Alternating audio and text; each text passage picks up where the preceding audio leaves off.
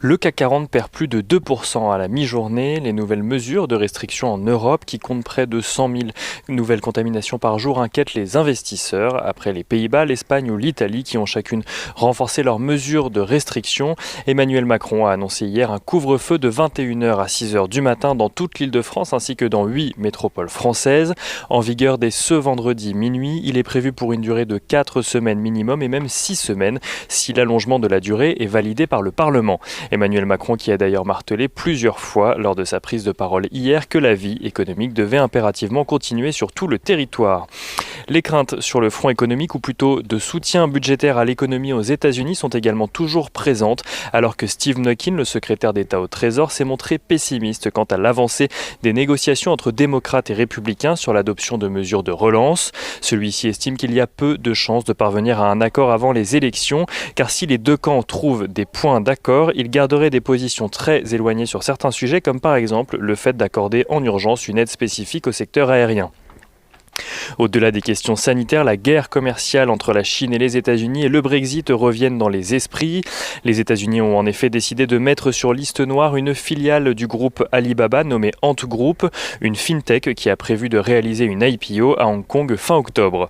Sur le front du Brexit débute aujourd'hui le Conseil européen qui, parmi d'autres sujets, doit statuer sur les futures relations commerciales entre l'Union européenne et le Royaume-Uni. Si la date initiale de signature d'un accord était prévue pour aujourd'hui, de nombreux désaccords subsistent dans les négociations, notamment sur la gouvernance du futur accord qui sera trouvé, sur l'égalité des conditions de concurrence et sur la question de la pêche au sein des eaux britanniques.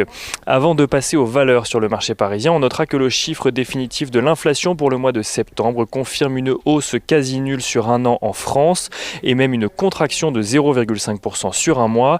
En cause, le ralentissement de la hausse des prix dans les services et la baisse des prix de l'énergie.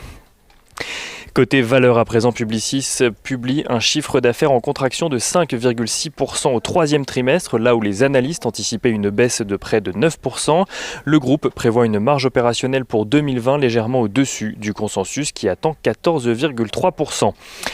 Le projet de rénovation d'Unibail-Rodamco Westfield, qui prévoit notamment une augmentation de capital de 3,5 milliards d'euros, ne plaît pas à tout le monde. Un consortium d'actionnaires européens représentant 4,1% du capital et comprenant Xavier Niel ou encore Léon Bressler ont appelé à rejeter cette stratégie. Crédit Agricole aurait de son côté signé un accord de confidentialité avec la banque italienne Banco BPM en vue de discussions formelles sur un éventuel rapprochement, notamment dans le domaine du crédit à la consommation.